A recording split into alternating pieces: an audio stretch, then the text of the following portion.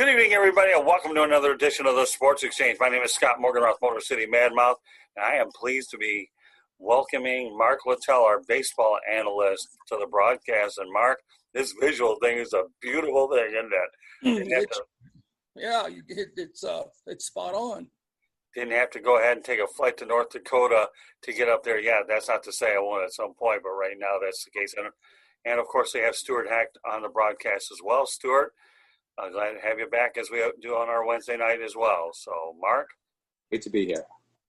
Great to have you guys on tonight. Looking forward to it. So anyways, Mark, this is a pretty interesting time of the year that you were all too familiar with back in the day in the 1980s when you played in the American League Championship Series. And, of course, I know you played baseball playoffs. What was that feeling like at this time of the year?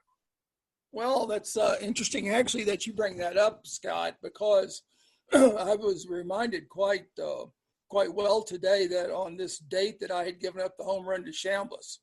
So I guess you might say I had to call my shrink again, and he didn't work, so I had to go another way. And then I just pulled up Facebook again, and I saw another picture, and I said, well, hell with it. I just got to talk to Scott and Stuart tonight, so let's just get on with this and go for it. Yeah, the playoffs are on. That's the unique thing about this time of the year. And the Atlanta Braves are scorching right now, and people said, well, what do you think will happen to the Dodgers? And I said, well, I guess they're going to play in Atlanta now. So I think they wanted to hear if they're going to come back. But, it's a very funny game. Baseball is. It's a game of inches, and anything can happen. The Dodgers have very good pitching, minus Kershaw or not. And then they could put the bat on the ball just as well. So. All right, let's talk about some news that we'll talk about managerial. This is one of the most interesting managerial stories that I've seen in a long time. And then I'm referring to the fact that the Los Angeles Angels granted the Chicago White Sox, they're allowing them to interview Tony LaRussa for their managerial vacancy. The 76-year-old last managed in 2011 when he led the St. Louis Cardinals to a World Series title. By the way, you sport that head very well, Mark. I will tell you right now. He's won 3 championships during his 33-year Hall of Fame career. His 2,728 managerial wins are third all time. So, with that said, okay, Cardinals had it all. What are your thoughts about Tony LaRussa even entertaining the thought of managing since he's already in the Baseball Hall of Fame? Do you think he's looking to hit that 3,000 wins mark and he's got that itch to do it? He's not that far away if he can manage for a couple of years.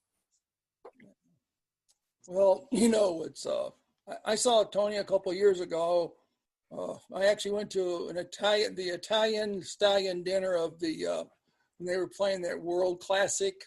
And we were in Scottsdale, and I went to a big feed, and Bando and LaRussa and Tommy Lasorda were all at the front table. So you had the Mafia, the whole, kiss your foot thing and with the ring on it, everything, and all these Italian players and their good-looking wives. But, yeah, that's a big thing to come back. How old is Tony? I really don't know right now. 76. Well, good luck. But anyway, I still think he can probably relate, if he can wheel out, down the gate down there and get onto the dugout, but it's you got to be on your toes, and he is, but I hope he has a good bench coach, but it probably won't be Dave Duncan at that stage either. Who knows? But might be a little bit of talk about it. Him going back to Chicago and having managed in Oakland and also having managed the Cardinals and many other places as well. And he carries a big name, but it's also a very big responsibility with also the analytics that are coming about. He is an analytics type of guy. He's an intelligent guy. He has his law degree. So he might be in tune for it. That is if he doesn't fall asleep. Yeah, I would think the analytics, to me, is what probably, when you talk about older managers, how much do they really embrace analytics compared to the gut feeling? That's the biggest question I've often wondered. Stuart? The thing about Tony, though, is you got to remember, he's an analytics guy. because he had Dave Duncan, and they had a system. They had a real system, but they know spin rates on the balls and things of that nature. That's kind of minutia to them in a little thing. I think it's really minutia to Tony. For somebody pushing out analytics, and you got all the Ivy Leaguers up there, I think the Ivy Leaguers can also stand to learn a little bit themselves, because they're not really in tune as much as you think they are. And that's going to come up also down the line, probably in a couple, 3 years, to where the owner's going to get fed up and say, bullshit. They've had enough of it. So you're seeing a lot of it right now. I mean, who's got the best analytics? Thing about it is if you're sitting there and you're a Cardinal fan, you got to fire all of them. If you're a Yankee fan, you got to fire all the analytic people. Get new analytic people. Well, how long will that go on for? How long? And do the fans really want to put up with it? Right. Do they really care? Who cares? Baseball's small compared to the whole process. Right. So I mean, I don't think your millennials really give a shit anyway, to tell you the truth. No. I'm in a mood right now because I'm not with the millennials, because they really don't care about anything sport-wise, period. And I know this, and everybody else does too. You can't get them to go to a ball game. All they do is take their Xboxes to a ball game and pick up, and they don't watch it. So who cares? Yeah, I'm not disagreeing with you at all. I mean, to me, analytics I've always been a firm believer, when you manage with your gut feeling and your instincts. And what I love about baseball, Mark, is it's the ultimate chess game is really what it is. Being able to think 3 steps ahead. I don't care what the rules are these days, 3 batter minimum or whatever. To me, the chess match of baseball is what I think makes it undoubtedly the best sport in America. Stuart, what are your thoughts about this? To me, chess has always been one of my favorites. I'd be curious who approached who first. Did Tony LaRussa come to the White Sox and say, I'm interested in the vacancy, or did the White Sox come to him and say, are you interested in the vacancy? Because this really came out of left field. He hasn't managed, it'll be 10 years if he manages opening day 2021. He finished up, he won a world championship. So if you're going to go out as a manager, that's the way to go. Right. So why ruin something? He's in the Hall of Fame. He's really accomplished so many things that no one has accomplished. So why do that? Is there something inside of him, or is someone trying to talk him into doing it? And the other thing you have to look at too, who knows what COVID's going to be like come spring of 2021. Right. 76 years old, he's in a high risk category. Does he want to be around all the players? And if they allow fans back in, is that something he wants? He may, his love of baseball may trump all, and he may be hungry to do this. And there is a good, his first managerial job came with the White Sox, and he was like 34 years old when he had it. And, the one thing I was thinking when I saw this story, being a Met fan and trying to look at numbers the way I do. So the last year LaRussa managed the White Sox was 1986.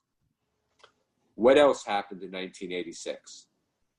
That's the last Mets World Championship. So if he goes back, maybe, I'm just saying, maybe, believe in miracles.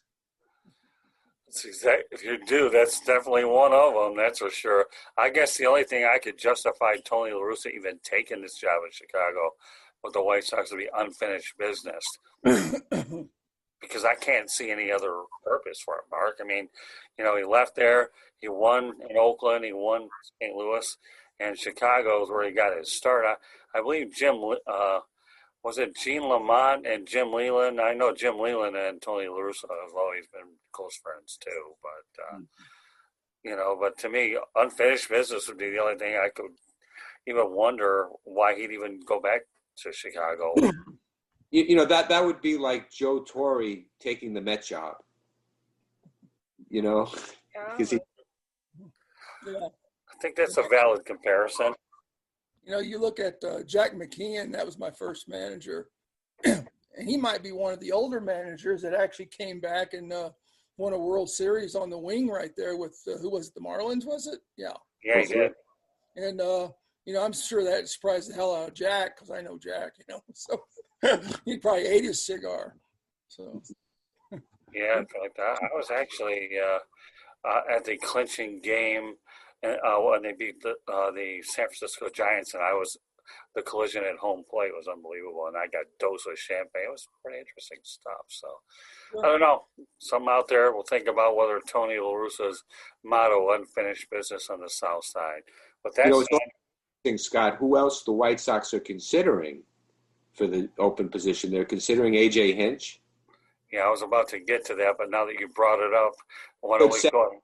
Let's segue to it. Okay, Mark, let's talk about whether A.J. Hinch and Alex Cora should get jobs immediately after 1 year off. Do you see those guys in a dugout, one or both of them, next year? What are your thoughts about them? Well, I'm an older player. I don't know how the younger players would feel, but it'd be probably bad PR. Oh, yeah. And it's always at your back right there. They're both probably, really good people and things of that nature. And I know Alex, but Hinch, he's an analytics guy all the way. And to me, he doesn't let his pitching coach make very many decisions. And he had the horses, and I liked his pitching coach, Brent Strom, quite a bit. And I thought that's one of the reasons he might have lost that last round year before last, rather. No. So A.J. Hinch and Alex Cora, you say would be bad PR for any teams that would be interested. I'm sure that they're definitely on a lot of interview lists. I mean, it's not so much that, it's also the players, what they think deep down. Right. I mean, I said deep down. Right. Where it really counts on your team chemistry. Mm-hmm. So, I mean, I'm not talking I'm really fine with that when they're really not. Okay. So, I mean, there's a lot of fresh blood out there for managers, by the way. And, you don't have to have retreads coming around all the time. So you got to think about that. Somebody says, oh, he was a great manager. Well, he had the horses, by the way, too. He had the money. He had the backing. He probably could have arranged his lineup any way he wanted and still won. Right. I mean, good grief. Cardinals did that in the 60s. Well, I guess what validates your point was, being a Detroit guy like I am, Sparky Anderson had some pretty great teams in the 80s, but when that team started to go downhill and they were losing a lot of players, Sparky Anderson came down to earth and he got really stressed out and retired abruptly and never managed again. So you can have all the great players you want, but when that talent level slacks off, Mark, you're right that I don't care who's managing. At that particular point, you're really brought down a couple notches for sure. But so for the most part, A.J. Hinch and Alex Cora are guys, even though they won World Series, you still don't think they would be good for the game, at least immediately?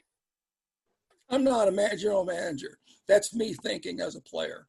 Okay, that's fair enough. I could see Cora going back to Boston since there's an opening there. He was, the fans seemed to love him before he got implicated in this. I think management liked him. He did win a world championship there, whether that's tainted or not, who knows. I could see him going back to Boston and the White Sox job. The White Sox are a pretty good team. They were a playoff team this year. So anyone coming in, it's not going to be a rebuilding issue there. They're going to be expecting to win. And if they view A.J. Hinch as a winner, then, maybe they do bring him in. Someone like Carlos Beltran, I think, is going to have a lot of difficulty getting a job because that Mets job would have been his first managerial job. And he got implicated when he was playing for Houston. I think he's going to find a harder time getting a job in baseball doing anything. Maybe one day he can get a minor league managing job if the minor leagues ever come back to some semblance of what they were. Right. Maybe he does that and has to start over, just build himself up. But I see the other two who have major league success on their resumes getting a job at some point in the major leagues. Yeah, I mean, it's inevitable. I would think they should, but then again, who knows? Depends on what the frame of mind the general manager is in. Does this guy feel that, they've learned from what has happened and how desperate they are to win right away? Are these the best guys out there? So just food for thought. Let's talk about Toronto Blue Jays right-handed pitcher Matt Shoemaker, who believes that COVID-19 could impact the way free agents view playing in Canada during the 2001 campaign. He talks about travel, safety restrictions, and they played Buffalo for the Buffalo Blue Jays. So it seems, right, Mark? They play in Toronto. So is there any, what are your thoughts about what Matt Shoemaker said? That they want to play in Canada? Yeah, COVID has had an impact on everything. It certainly has on baseball and sport. There's no secret to that.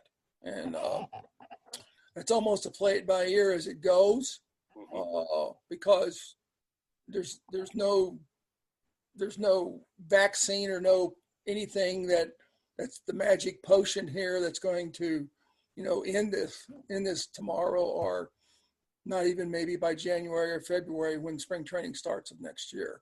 Right. And Stuart made a good point, about COVID, and that is certainly something to pay attention to, and it is on a daily basis as well for the whole world.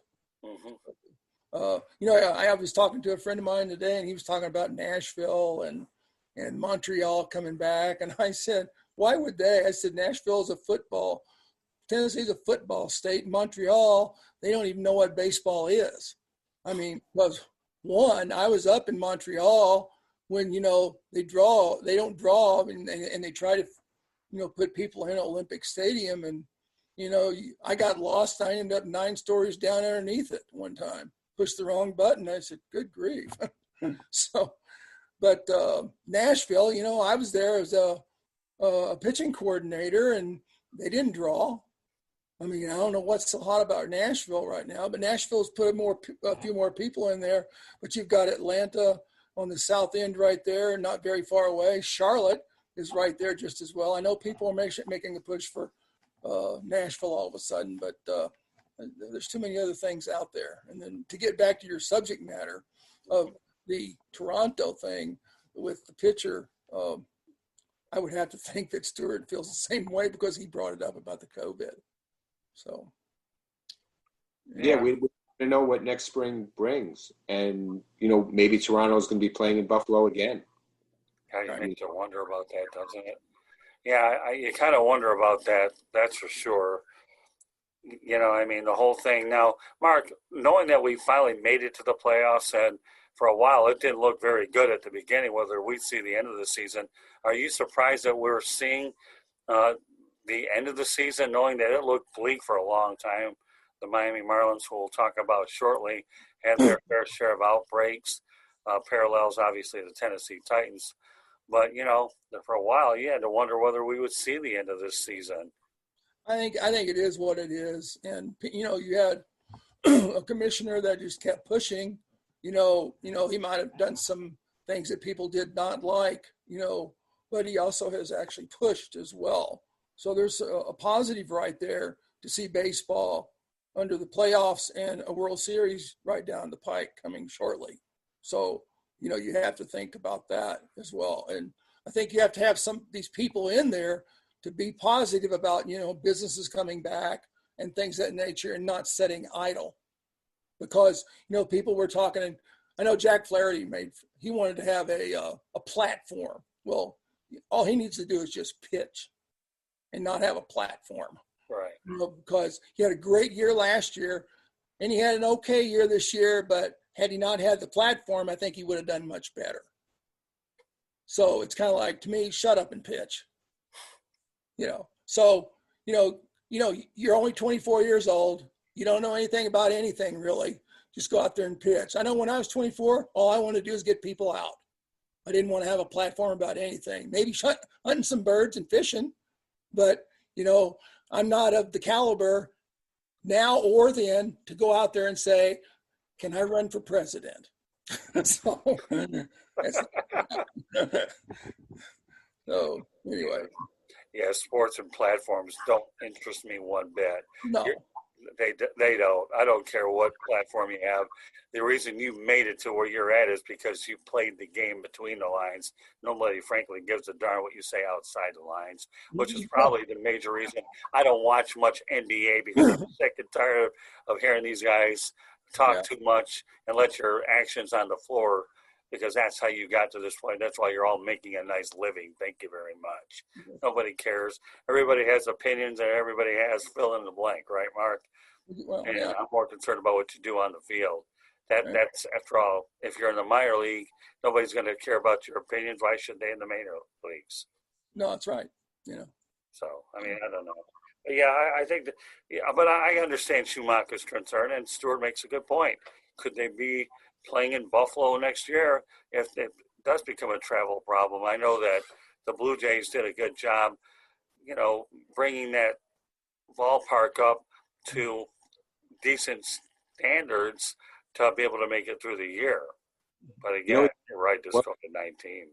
You have to worry about, too, the fan base in Toronto, because if they end up in Buffalo in 2021, that's 2 seasons that they have no team to follow. And then say they come back in 2022, you have kids who get into the game maybe 6, 7 years old. And if they don't have a team to necessarily root for, what happens now? They're 9 or so. Do they look something else or another sport or something like that?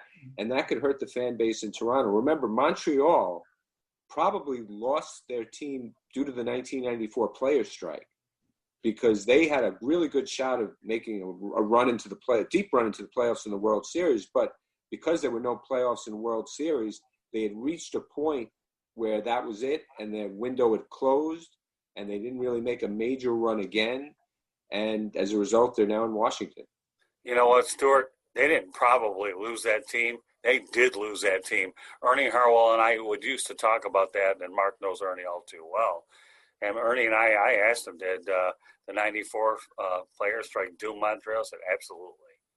That was the best team that they had assembled, and they didn't get to the postseason. And everybody, if they Google up the 1994 Montreal Expos, will tell you they had, I believe John Wetland was on that team.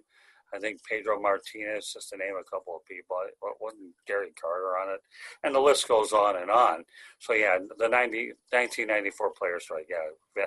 And it's not like Mark here on the other end is overly endorsing Montreal to get Major League Baseball. You've been outspoken on this broadcast before that they don't deserve it anyways. Mm-hmm. And Rick Curdy is probably out there in Charlotte smiling from one end to the other, embracing the Charlotte, because he promotes the daylights out of it anyway. So,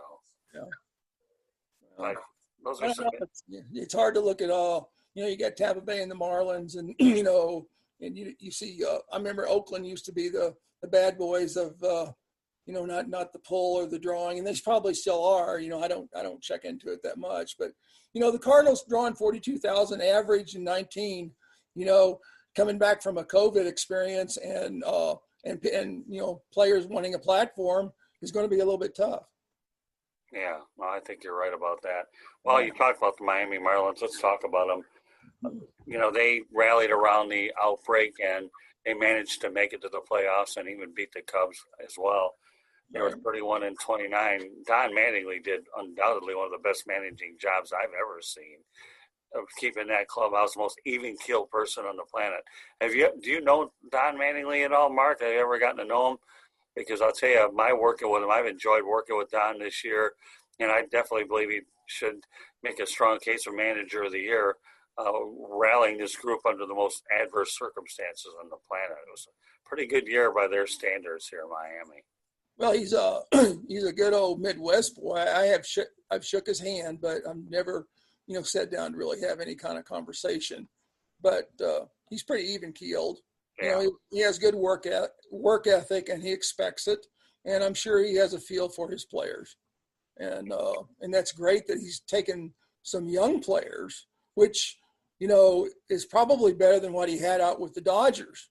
Because, I don't know, the Dodgers look like they're hard to manage for some reason. They got so many opinions, and they're in the Bollywood out there, and everything else. And but the youth, they have a little bit more hunger for the game, and if you got some of those starlight studs out there performing, and you put the right mark on them, and they keep performing for you, then you probably will do some fantastic things. Yeah, Mattingly's from Evansville, Indiana. I believe they actually went ahead and I think named a street after him in front of the ballpark.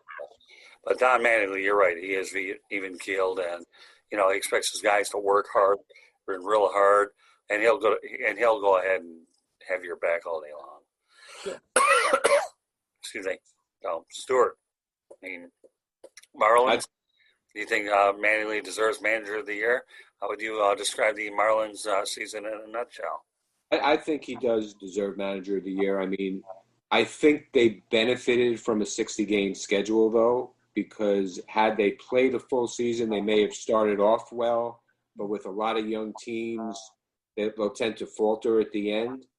So I don't think they would have been a playoff team for 162 games. That being said, they definitely would have improved over last year. And I think because they had big game experience this year, they had playoff experience, that's going to benefit them going into next year for a full season. And maybe they come to fruition maybe a year earlier than the plan. Just because of this season, all these young players got valuable experience in big games. Mm-hmm. Yeah, Mark, I guess when you get playoff experience young, it bodes well for you down the road, doesn't it? Oh yeah, but and then the payroll, you got to pay for that 2 or 3 years down the line too, with the young pups, and then you hope you can hold on to them, and the ownership and the management can advise them to try to stay with that club and as a winner anyway. Yeah, this team had 61. They had 61 players on the roster, 174 roster moves during COVID. I mean, and to be able to throw baseballs into a mattress and find different ways to loosen themselves in a hotel, to me, is like watching Sylvester Stallone in the Rocky movie punch meat to try to train for a fight with Apollo Creed. You talk about the most unorthodox ways to stay active, and yet when you came back, I mean, that's just too surreal. That's junkyard training, That's what you got to do. Yeah. All right, well, let's talk about the playoffs. Up until today, anyways, the Atlanta Braves were undefeated going in. They swept Cincinnati 2-0. I don't even think Cincinnati scored a run in that series. And then they beat the Miami Marlins 3-0. And, of course, they were leading the Dodgers 2-0. All of a sudden, Stuart, I don't know what the last score was. I got it. So they're in the bottom of the fourth. It's the Dodgers 15, Atlanta 1. Oh, wow. Are they going to stop that for the mercy rule, or are they going to just play it out? They'll play it out. Yeah. Well, I mean, so Mark, what are your thoughts about the Atlanta Braves? Now, listen, they had a 7-0 lead, I think, yesterday, and hung on to win 8-7. So the Dodgers bats finally woke up over at Globe Life Field. So everybody. I had the Dodgers going to the World Series, but like you say, Mark, they're a tough team to really, really figure out. So I don't know what to think of the Dodgers. Well, it's another day tomorrow in baseball, and the slate is clean when the first pitch is thrown. So 15 runs today or whatever it ends up, that really doesn't shake you as a player. You're not going to go out there and go, oh, my God, the Dodgers have really arrived. No, it's not like that as a professional. You're going to go out there and do your job, and you don't even think about yesterday. Right. It's not like it's a big deal.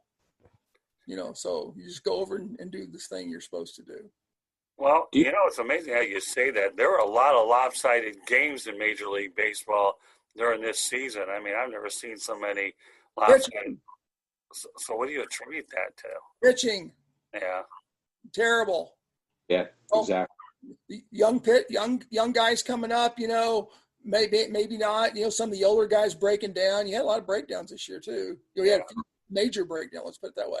But your pitching was going to suffer regardless. And they had to have that. I don't even know what the numbers are. Stuart knows this stuff, but where they had to have 30 people or 28 people or whatever it was. They needed every pitcher in the whole damn organization, regardless. Just breakdown, hit. Line drive. Kill the infield. My gosh, take all the married men off the infield, back up 2 steps, whatever. So yeah, it's too surreal. But you're right. No matter how bad Atlanta gets beaten tonight, it is only one loss in the loss column. And although Clayton Kershaw is supposed to be pitching in Game 4, I know he had back spasms. So should the Dodgers expect to pull it out, this series could be square at 2. Even though Atlanta appears to have coasted their way all the way up to this particular point. But everybody knows that the road to a championship is certainly not going to be easy. But Scott, the game is not over yet. See, you've already admitted defeat here. It's the 4th inning. It's only 15 to 1. I've seen some big scores before now and comebacks. That would be a major comeback, but the game's not over. It's not over until it's over, right? What Yogi said. But I think in this case, because Atlanta has a 2-game lead, they may come with the mindset, all right, we're just going to give it to them and we'll come back tomorrow. So it's not a desperation per se where it's 1-1 or something like that. They've won the first 2 games. Let them have their fun today. We'll get them tomorrow. Yeah. The one thing I was thinking about with this series, because the Dodgers have underachieved in the postseason the last few years. Does Dave Roberts need to win a World Series to keep his job? Even in a 60-game season like this, Yes. Yes. Because the Dodgers had the best record. If they lose this series to Atlanta, or even if they somehow win it and then lose to either Tampa Bay, well, probably Tampa Bay in the World Series, do the Dodgers say, all right, it's time to make a change, or do they give them another chance for a 162-game schedule? I'd say probably Wars welcome out, because, they always say, I don't know this, but fans always say this, coaches say this, he made a bad decision here, made a bad decision here. That's hindsight. But, if you've got the horses, maybe you should, think about lining those horses up better out of the chute. And, the thing about Kershaw, he's a great pitcher, but he breaks down too. And he's just one pitcher. And, there's a lot of pitchers out there that are pretty good. And Buehler, threw the ball well the other night. He lost. Will he come back and throw well this next time? I'm sure he will. He's what, 25 years old, maybe 24. And, he's a stud. He's the stud of the staff, by the way. Kershaw's older and he's starting to wear down a little bit. He threw a very good ball game two games ago, I believe. Yeah. First round, and then he was okay in the next round.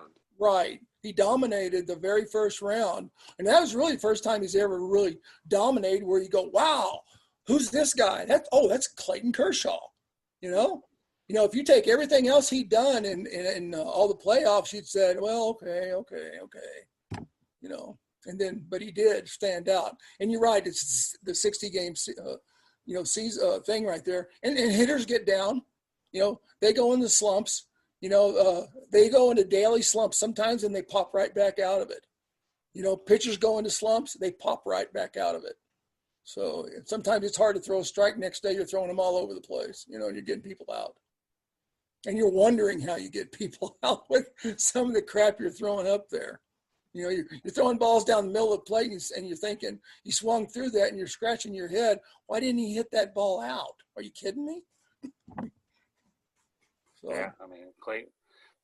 Clayton Kershaw was a gem against the Milwaukee Brewers. I haven't heard anything from him since, so we're getting him on track. But here's a guy who, with all the talent that he has, I think by now a lot of us are kind of surprised he hasn't sniffed champagne yet. So, all right, so let's go on to the New York Yankees, another team a lot of people thought were going to get to the World Series, but the Tampa Bay Rays fixed that situation, beating them at 3-2. So obviously the Rays lead their series 3-0 against the Houston Astros, who entered the postseason 29 up, 31 down. First of all, what are your thoughts about the Tampa Bay Rays? I mean, this team here, they amaze the living daylights out of me, Mark. Yeah, they're for real, both hitting and pitching wise, but they also have a very good defense. And that's one thing that you have to put at the top. A lot of people, they push that under the table sometimes. Everybody wants to talk about hitting. Oh, this is pitching, but they have a very, very good defense. And that's to be noted. That's to be noted. Yeah, I heard today that Kevin Cash hits ground balls to his infielders, and he does them at full speed, which is why these guys are sharp.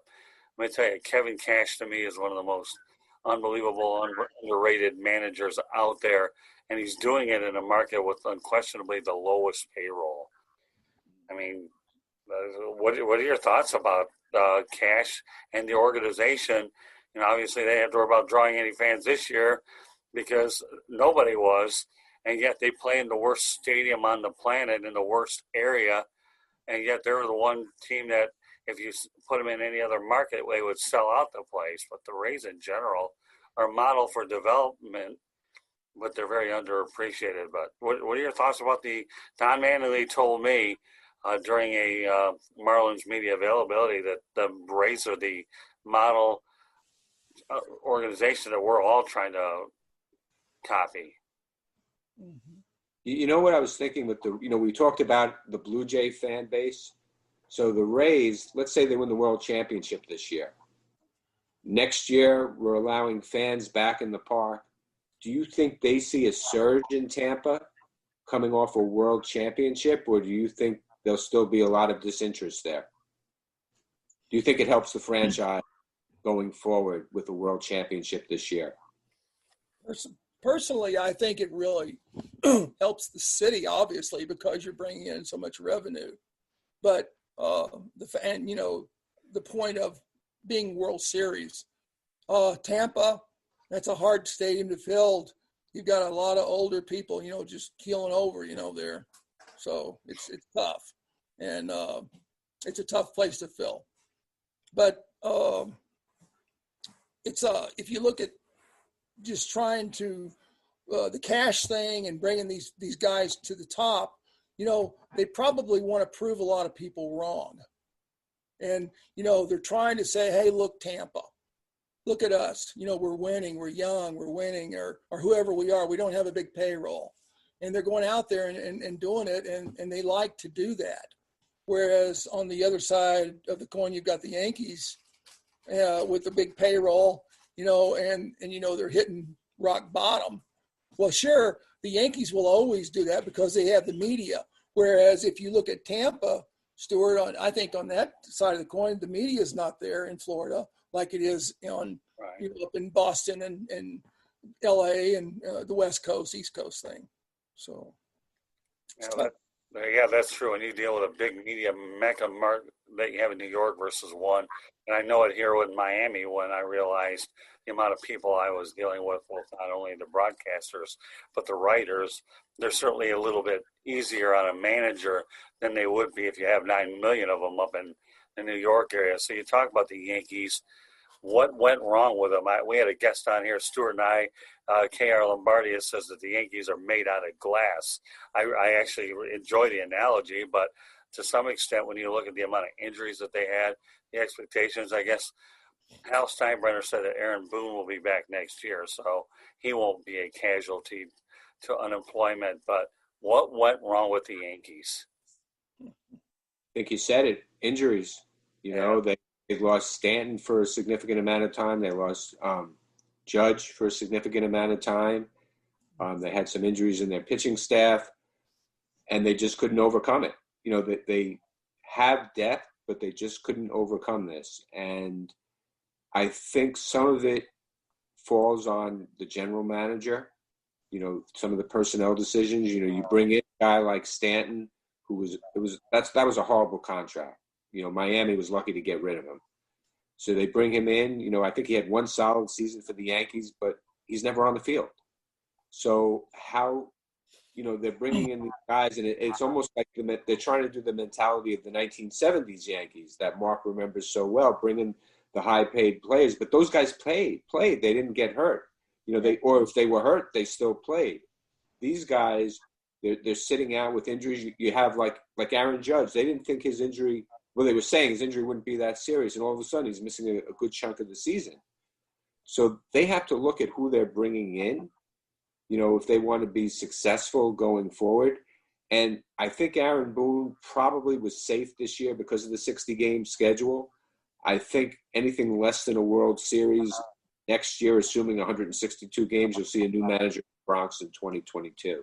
I've often wondered whether or not, Mark, whether firing Joe Girardi was a huge mistake since he won a championship. Well, I don't know. He may have hinted that he might want to have lead, and maybe he wore out a welcome that way as well.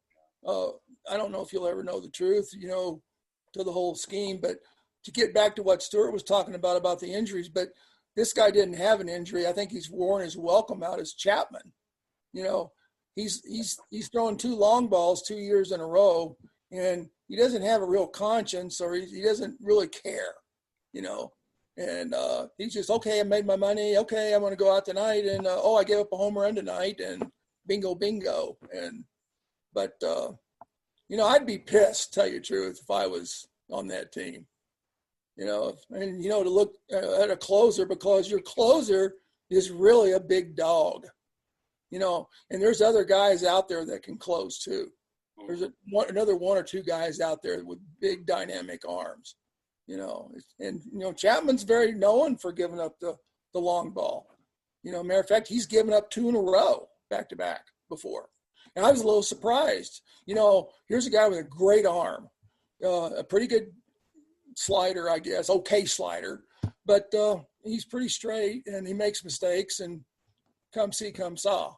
So your teammates deep down might not be, as interested in him as you think they are. So. Well, amazingly enough, when they won that World Series with the Cubs, Joe Madden knew he was going to be free agent. So he didn't care how many innings he threw him. We gave up a king's ransom to get this guy. And right. Joe Madden had that attitude. I don't care if you throw your arm off or not. I'm looking to snap that 100-year-plus drought. And Joe Madden definitely got what he got out of him, didn't he? Oh, I don't know why he was crying. He was crying. It showed him crying down there on the end of the bench during the rain delay. And I said, what are you crying for? You should be happier in hell. Good grief. You're in the World Series. You're going to go back out there and nail it. And he made his way through it and he nailed it, thank goodness. So that's the way it is.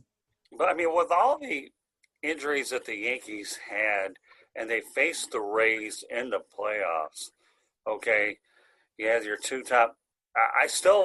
They had an opportunity to advance, but was Tampa really that much better of a team? That obviously we know because they advanced. I get that. But when you look on paper, again, we only look on paper versus what you produce, the Yankees squandered a major opportunity against a team that was their nemesis in the regular season, but they had a chance to go. To me, when you're in the postseason, you can take regular season records, Mark, as you know, and throw them out and flush them out, throw them out the window, because when you get to the postseason, it's a different animal. Right, it is. It's a totally different animal. And, people have asked me, they say, do you know who's going to win the next game on this one? I said, no. You can have your best pitcher against a mediocre pitcher, and that guy's going to throw a gem tonight, and the other guy's going to get hammered, and the other team's going to score some runs. And that's just the way the ball rolls. That's why baseball is a great game, folks. Right. It really is. That's why it's a great game. And, what are your thoughts about no days off whatsoever during the championship series? They're going to play them all in a row. They don't care. They're determined to go ahead and get them in this 1 week window, although Tampa may not have much longer to go if they get rid of the Astros. I think the Tampa Bay Rays beating the Houston Astros, to me, a lot of people are rooting for it because they want to get rid of the so-called cheaters, right? And a team that was under 500. But playing a lot of games in a row, does that make a big difference at this particular point? Or are these guys just acclimated to playing every day, even though you're in the postseason? I think we were very acclimated to playing every day. These guys, I don't know that. Different breed of cat here. So I don't think it's a big deal to play every day. Matter of fact, it kind of keeps you on edge and keeps you sharp. And, you go through 25 games in spring training, you go through 162, you go through your playoffs, you go get into the World Series. That's what it's all about. You got adrenaline going nuts, hey, let's play baseball. You got plenty of time after the last pitch to go hunting, fishing, and have a platform if you want, So, que sera, sera. Yeah, chalk it up for the millennials, I guess, Mark, the one thing we all like to kick around. I'm with you. I struggle with millennials. We have old school values, so to speak. So I agree. I mean, you know what? You have all off season to do what you've got to do. I can say that only because I'm older. I think this year they got used to playing every day. The teams got used to it. And in the playoffs, I like the fact that teams are playing every day in the playoffs. And there's a little bit of strategy. So Tampa Bay, Tampa's up 3-0. They could try and wrap up the series and sweep Houston, and then they can rest. Because, the Dodger-Braves series, if that goes 5, 6, or even 7 games, Tampa's getting some rest there, and then they'll go right into the World Series after a day or so. So there's a certain mentality to maybe go for the kill if you're Tampa, to just try and knock off the Astros and finish it, and then you could get some rest if that's what they want. Well, you get some rest, you reset your pitching staff. But Mark, what about that theory that the team gets too much time off between series? Do they lose their edge too? I remember you talk about the St. Louis Cardinals and the Detroit Tigers recently. The Tigers, had some time off, but the Cardinals beat the Tigers in 5 games. And I'm sure there's a lot of other examples. That's the one that stands out the top of my head. Do teams lose their edge when they have too much time off? Well, that's a good point, because actually they kind of do. And you have to have a manager that pushes you. I know Whitey, sometimes we were pushed. And when you start calculating who's going to pitch, you do it from basically around the 20th of the month and backwards. So you might to set that rotation up to how it's going to work and how it's going to fall. And then I remember Whitey when I was throwing well, and good, when I was closing, he would say, "Hey, how much steam you got in you right now? You want an inning? You want an inning tonight?" Things of that nature. Really? Well, if you need me, yeah. Or whatever. But he's trying to say, do you need a little breather? You don't want to give a closer too much of a breather. We like to work a lot. But if you sit out there and you give him 3 or 4 days off, he gets stale. And he's not as sharp. He's not as sharp at all.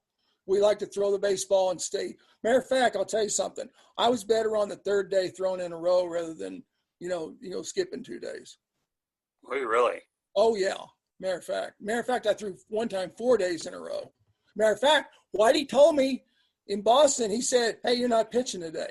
And the funny thing about that is it was a close game. He calls down, and I always pitch well against Boston, in Boston for some reason. I don't know why.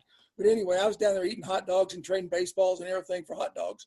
And he calls down the 7th inning and put Airhead on the phone. So I get on the phone, "Hey, how you feel today?" I said, "I feel good." He said, "Hey, I want you to get loose and see how you feel. Might use you here." I said, "Well, hang up my glove or my cup." And he said, "It's coming around through the stands because you didn't go along the line right there because it was part of the baseball field almost, and the bullpen was in right field." Right. So here's this little bat boy coming around with my glove and I'm using somebody else's glove, and I turned away from the stands, and when it gets there, I put my cup in and got my glove now, get loose. And, one of the guys from the bullpen said, "How close are you?" I said, 3 pitches away. He says, "You got the next hitter." That's funny. So there you go. So have fun. So let's look at these 2 series in general, okay? Let's talk about the Tampa Bay Rays and the Houston Astros. Well, size them up. How long is this one going to go? How many games before Tampa gets rid of Houston? Unless the Astros come up with a miraculous comeback, which I don't see happening here. I think it ends tonight or tomorrow. Yeah. Yeah. Yeah. It could be fast. It could be fast business. Okay. 4 or 5 max. Okay. Yeah. And what about the Braves Dodgers? This one here has 6-7 games written all over it. The Dodgers, when the Dodgers pulled it, even though it's not over until it's over, I like the way you brought that up. But if this one's over tonight, then you have game 4, then you're probably with Clayton Kershaw. If he's sharp, then all of a sudden you have yourself the makings of a long series. Agree? Yeah, pretty much. I think the Game 4 is the key game. If Kershaw comes back and he evens the series, and I'm assuming that the Dodgers hang on tonight, if he evens the series, then it becomes a best out of 3. Oh, yeah. And then, anything can happen there. And then if he proves that he's healthy, who's to say he can't come in relief in a potential Game 7? Because that's all hands on deck. Mm-hmm. Well, the other thing, too, is that's your bullpen day. So you would be available, right, Stuart? Yeah. You would be available, and for sure. But it's an interesting business of how the manager goes about using his pitching staff. That's a big deal. Well, that's what it's all about right now. When you look at 2 potential matchups for the World Series, if you have Tampa and Atlanta, which is a very interesting organization, 2 younger clubs is one thing. But if you end up with Tampa and the Dodgers, you have the Andrew Friedman role. Andrew Friedman's the one who built the culture for the Tampa Bay Rays, and then he ends up going to the Dodgers with a checkbook that's pretty deep. So both of those could be very interesting series, no matter how they turn out. I think the Atlanta Braves are built for the long haul. I really do, judging by what I'm seeing. And the Dodgers, like you say, are in win-now mode. Otherwise, Dave Roberts finds himself out of a job soon enough. Mm-hmm. And the Tampa Bay Rays, to me, right now, as we mentioned, they are the model of how a lot of organizations build. It's not how much money you spend on talent. It's how well you use your draft capital and whether you're spending your money wisely. Because think about this, Mark. Charlie Morton, once upon a time, played for the Houston Astros. And where's he at? He's in Tampa, and I'm sure that there's a lot of other veterans that, they may not be making Jed Clampett money compared to some of these other superstars, but they're making a nice living at a much different environment and seem to be pretty happy to me. Big thing is they're getting to play. That's the thing. You sit out there and you look at chemistry, and it might not be working well for somebody on a certain team. The Cardinals have traded away a lot of real good talent, and you look at what's going on right there, and a lot of those guys, there's about 5 or 6 guys that are in these playoffs right now that used to be Cardinals, and they're young players. So it makes a difference sometimes when you go to a different club and they're trying to put a trade together. And I think management's catching a little bit of hell right now. I'm not giving management hell. It's just the way baseball is sometimes. Right. But, and it's just that you have to understand that these players come over there, they get the opportunity to play, and all of a sudden they get the opportunity to play for a winning team, on a winning team. And they're part of it. They're part of that chemistry. Well, we had a couple of guys in Miami that really, Corey Dickerson fit in real well here. Jesus Aguilar did. Miguel Rojas was with Don Mattingly out in Los Angeles and bought into the culture. So, when you have these veteran players that just kind of fit in, Starling Marte, who they acquired. So you bring in some veterans, and with these younger guys, Brandon Kinsler's another guy, then you're right. All they're looking for is an opportunity to play, and they felt disrespected in their previous stop. So you want to make a prediction, Mark, for the World Series matchup, and then during next week, during the World Series, we'll be able to do this bad boy again and dig deeper into the World Series a little bit more. You want to give us a matchup? I'll make that in the sixth game of the World Series. I'll tell you who's going to win. Well, how about the World? There's no predictions. You never know in the game of baseball. I'm really into that part because people sit there and they say, well, what do you think about this? Or I don't know. there's so many things that can happen. Like Stuart said, he had COVID. How many players could get COVID between now and next week? That's true. You got me there. Yeah. So, well, I mean, I wouldn't ask you to predict the winner. You want to at least predict the matchup? Well, I'd like to see Atlanta and Tampa Bay. That would be pretty cool because you've got, a little bit of an oddball situation right there. Okay. And because Atlanta hadn't been at it, and Atlanta's got some really young players. Right. And I think that, they've done a very good job over Tampa Bay, obviously. So that would be – that's kind of an obvious, but it's not either because the Dodgers are going to swing – they could swing this whole thing in wide open too. So. Hey, that's good enough for me. Stuart, where are you going with it? I mean, I guess you have to go with Tampa Bay. I mean, the beginning of this season, assuming that they were going to play, my World Series teams were Minnesota and Washington. So take that as you may. What I'm about to say probably holds no credence whatsoever. Tampa Bay will come out of the American League. I'd be shocked if Houston won 4 straight. And, I think Atlanta is the better team in the National League. I think they'll come out and they'll play Tampa Bay. It should be a pretty good World Series. I think a close World Series, 6 or 7 games. It's sort of a toss-up. I would probably, if I had to make a pick right now, I would just go Atlanta. And for whatever my prognostication skills are, okay, and that's for whatever they are. Okay, I preface what I just said here. Okay, I actually had the Yankees and the Dodgers, and I was wearing my Back to the Future cap there in 1981 when that matchup happened. So I don't know. Was I too obvious, or I don't know? That's what I had. Take it for whatever it's worth. Mm-hmm. It would have been an interesting matchup, the Astros and the Dodgers.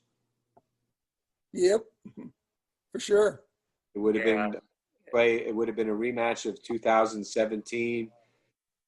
I think it would have been a great get for television. Well, it would have been minus the bongo bats, too. Right. Well, I think the absence of Justin Verlander due to our injury certainly prevented this thing from happening. They needed their other horse. They had Zach Greinke, but Justin Verlander, they definitely could have used him down the stretch. So, well, we'll keep it interesting for next week when we talk about the World Series. But meanwhile, we'll let our baseball analyst go ahead and do some promotions. He's got a lot to talk about, and now we get to visually see what Mark Littell can talk about. So, Mark, the floor is yours. Well, I'll tell you what, I'm just going to make this really short and sweet because all you got to go to is grab my name off of that little screen right there and put a .com right behind it. And the thing about it is, this is my first book. It's called On the Eighth Day, God Made Baseball. And the second book is Country Boy, Conveniently Wild. And so you've got 2 books and a third book coming out hopefully shortly called What's Up Ramrod. So anyway, you have that. The second thing I want to mention is my Nutty Buddy. It's the new mask. See? It's the new mask. So everybody should order this. Oh, no, I'm really sorry. This is the protective cup that I invented, and I've won 5 awards over this thing, folks, and I'm an idiot. And the funny thing is it's anatomically correct, and I have 5 sizes, and those 5 sizes are hammer, boss, hog, trophy, and, of course, Mongo. But it is the best cup on the market, and I will take shots at 90 miles an hour to actually stand behind my product. Enough said. I don't know. You don't have to say a lot. I think the visuals helped you on this one, and thankfully next Wednesday when we can do this again, you can talk about it again. How's that sound? I don't care. I love watching this stuff. Hey, do me a favor. Put that book up so I can see it again. Both of your books up. You were moving faster than you throw fastballs, pal. Yeah, well. Yeah. All right, here. Well, give one. There we go. There's one. On the 8th day, God made baseball. Beautiful. Okay, the grip. And now go ahead and put the other one. Country Boy, Conveniently Wild. Yeah. I like to think every time we're on this broadcast, we're definitely going conveniently wild with our analysis. Of course. And I got to tell you something about that St. Louis Cardinals hat, Mark.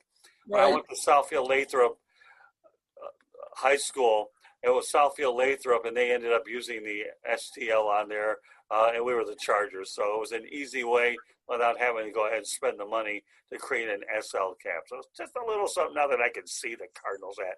And you know what? In fact, Candy, do me a favor. Go over there. I'm going to show you my Palm Beach Cardinals hat, okay? Because I ain't wearing one here, but my wife is going to go over there and get that hat right there. It's a red one, so I feel like that we're lean red. Tell me what you think of this hat, Mark? Oh, yeah. You're close. It's nice. I like it because it's got the faded Tampa sun on there, so it's good. Yeah, well, looking good. Yeah, I figured that it was a nice gift from the Cardinals last year when I was out there doing some stuff on the broadcast. Hey, listen, I got a Jupiter Hammerheads hat too, and I got the Palm Beach Cardinals. So I tell you what, next week when we do the broadcast, I'm going to wear that hat for the entire show. There you go. Fair enough. All right, Stuart, go ahead and let people know how they get a hold of you, and then I'll give everybody my grocery list of contact information. Go ahead, Stuart. I guess to me, being conveniently wild would be preparing their tax return without a cup. I'm Stuart Hack, Hack Tax and Accounting Services in Palm Beach County, Wellington, Florida. Stuart at hacktaxandaccounting.com is my email. You can reach me by phone, 214-6171 in the 561 area code. And I'm on the web. It's not as simple as Mark's. I probably should have thought this out better. hacktaxandaccounting.com. That's good. The home of the jock tax, which is one of the few things I learned in the tax business. Stuart Hack, I joke around about it. It's a jock tax, so I don't know. All right, so if you folks want to listen to the audio version of the Sports Exchange, I'll give you ways to do it through Apple Podcasts, Spreaker, Spotify, iHeartRadio, Google Podcasts, wherever you get your podcasts. If I talk too fast, well, I don't know. Do I talk faster than pitchers throw a fastball? I don't care, but I'll say it again and throw a changeup and make it a little bit slower. Apple Podcasts, Spreaker, Spotify, iHeartRadio, Google Podcasts, or wherever you get your podcasts. As far as social media is concerned, you can follow us on Twitter at Tribune South. That's at Tribune South. Facebook and Instagram, South Florida Tribune Gets It Done. And we have a YouTube channel for which you folks are watching this broadcast on our YouTube channel. That is South Florida Tribune. If you subscribe to the YouTube channel, it doesn't cost you anything. Just costs you a little time listening to us shoot the breeze anyways. And we expect you to get entertained and informed, etc. ... Okay? Now, our website, www.southfloridatribune.com. We actually have a section on there for Motor City Monitor, where, since I'm from the Metro Detroit area, we have a lot of Detroit stuff on there, but we have our media distribution partners as well as our columnists contribute. And then, of course, we have all the broadcasts on the WSAN drop down. Our email address is southfloridatribune@gmail.com, or you can get a hold of me on LinkedIn, Scott Morganroth. So lots of different ways to get a hold of me. If you have any questions for the show, suggestions, whatever, feel free to give me a shout. We'll get your name on there, whatever. So Mark Littell, it's been a blast having you on again, and we're looking forward to having you on next week for the World Series. Do we have a date? You betcha. All right, Stuart. We're on. All right. Well, I'm glad to have you on the broadcast tonight, and we'll see what the World Series matchups there, so we don't have to make any predictions. So, well, stay tuned for the next edition of the Sports Exchange with Stuart Hack, Mark Littell, and the Motor City Madmouth. Good night, everybody, and be safe from COVID, and do the necessary things that you had to say. I don't want to read any statistics for all the wrong reasons. There aren't any Billy Beans that are going to give you the Moneyball version of this whole thing. Right. This is one thing we don't need to have. So good night, everybody. We'll catch you next week on the Sports Exchange with Scott, Stuart, and Mark. Hey. Night.